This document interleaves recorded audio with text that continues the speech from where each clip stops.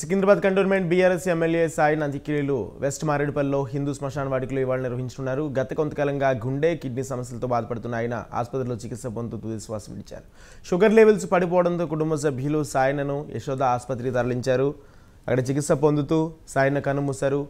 Cardiac అరెస్టుతో మృతి చెందినట్లు ఆసుపత్రి వర్గాలు తెలిపాయి. ఆయనకు భార్య, 3 కుమారులు, కూతురు ఉన్నారు.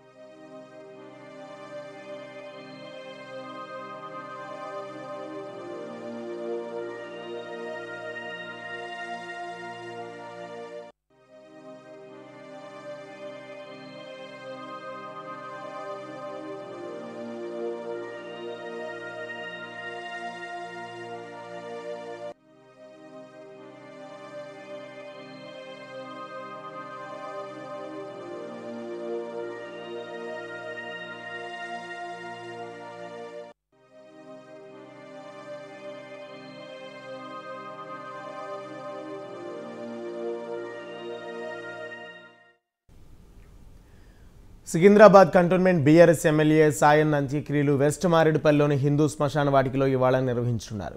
గత కొంతకాలంగా గుండె కిడ్నీ సమస్యలతో బాధపడుతున్న ఆయన ఆసుపత్రిలో చికిత్స పొందుతూ తుది శ్వాస విడిచారు. షుగర్ లెవెల్స్ పడిపోవడంతో కుటుంబ సభ్యులు సాయనను యశోద ఆసుపత్రికి తరలించారు. అక్కడ చికిత్స పొందుతూ సాయన కన్నుమూశారు. కార్డియాక్ అరెస్టుతో మృతి చెందినట్లు ఆసుపత్రి వర్గాలు తెలిపాయి. ఆయనకు భార్య, 3 కుమారులు, కూతురు ఉన్నారు. ఇదే అంశానికి సంబంధించి మరింత సమాచారం మా ప్రతినిధి చందు అందిస్తారు. రాజేంద్ర, ఎమ్మెల్యే సాయన్న పార్థివ దేహాన్ని కార్ఖానాలోని ఆయన క్యాంపు కార్యాలయానికి కూడా ఇప్పటికే కార్యకర్తలు తరలిస్తున్నారు. ఇప్పటికే పలువురు పార్టీకి సంబంధించినటువంటి మంత్రులు, ఎమ్మెల్యేలు, ఇంకా ప్రజాప్రతినిధులంతా కూడా సాయన్న పార్థివ దేహానికి నివాళులు అర్పించారు. అయితే ఆయన గుండె కిడ్నీ సంబంధిత వ్యాధితో గత కొద్ది రోజులుగా బాధపడుతున్నారు. ఈ నేపథ్యంలో ఆయన సికింద్రాబాద్ యశోద ఆసుపత్రిలో అడ్మిట్ చేశారు. అయితే 2 రోజుల పాటు మృత్యుతో పోరాడినటువంటి సాయన్న నిన్న కన్ను మూశారు. సాయన్న మృతిని బీఆర్ఎస్ పార్టీ కార్యకర్తలు, నేతలు కూడా తట్టుకోలేకపోతున్నారు. ముఖ్యంగా కంటోన్మెంట్ లో దాదాపు 5 సార్లు ఎమ్మెల్యేగా ఆయన గెలిచారు. 1994 లో తెలుగుదేశం పార్టీతో ఆయన ప్రస్థానాన్ని ప్రారంభించారు. రాజకీయ అరంగేట్రం చేశారు. తొలిసారిగానే ఎమ్మెల్యేగా ఎన్నికయ్యారు. వరుసగా 3 పర్యాయాలు ఆయన గెలుపొందిన తర్వాత 2009లో మాత్రమే ఆయన సాయన్న ఓటమి పాలయ్యారు. తర్వాత జరిగినటువంటి పలు ఎలక్షన్లో కూడా ఆయన విజయం సాధించారు. కార్యకర్తలకు ఎప్పుడు కంటోన్మెంట్ లో అందుబాటులో ఉండేవారు. వివాద రహితుడుగా కూడా సాయన్నకు ఆ పేరుంది. ఎక్కడ ఈ దాదాపుగా రాష్ట్రం 119 మంది ఎమ్మెల్యేలు ఉన్నప్పటికీ కూడా సాయన్న అసలు ఎక్కడ కాంట్రవర్సీ కామెంట్స్ కానీ, కాంట్రవర్సీ మాటలు కానీ ఎక్కడ ఉండేది కాదు అని చెప్పి కూడా టీఆర్ఎస్ పార్టీ సంబంధించినటువంటి నేతలు, కార్యకర్తలు అంటే కూడా చెప్పుకుంటున్నారు. ఇప్పటికే నిన్న సీఎం కేసీఆర్ ఆయన పార్థివ దేహానికి కూడా నివాళులు అర్పించారు. మంత్రులు హరీష్ రావు నివాళులు అర్పించారు.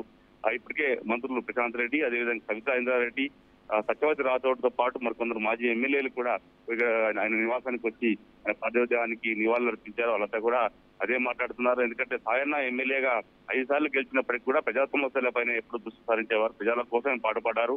ఆయన కాన్స్టిట్యూన్సీని వదిలిపెట్టి ఎన్నడూ పక్క నియోజకవర్గంలో కూడా ఆ తలదూర్చని వ్యక్తిత్వం అంటూ కూడా వాళ్ళంతా కూడా చెప్తున్న పరిస్థితి. ఇప్పటికే అశోక్ నగర్ లోని ఆయన నివాసం వద్ద భారీగా కార్యకర్తలు చేరుకున్నారు. ఇప్పటికే ఆయన పార్థివ దేహాన్ని అంతిమ యాత్ర వాహనంలోకి ఎక్కించారు. ఇక్కడ నుంచి కార్ఖానాలోని ఎమ్మెల్యే క్యాంపు కార్యాలయం వద్ద తీసుకెళ్తారు. అక్కడ ఉంచి కాసేపు అక్కడ ప్రజల సందర్శనార్థం ఆయన పార్థివ దేహాన్ని ఉంచుతారు. అక్కడ కార్యకర్తలందరూ కూడా ఇప్పటికీ అక్కడికి చేరుకున్నారు. తర్వాత 2 గంటలకు వెస్ట్ మారేడుపల్లిలోని హిందూ శ్మశాన వాటికలో సాయన్న పార్థివ దేహం అంత్యక్రియలు కూడా పూర్తి చేస్తారు. రాజేంద్ర.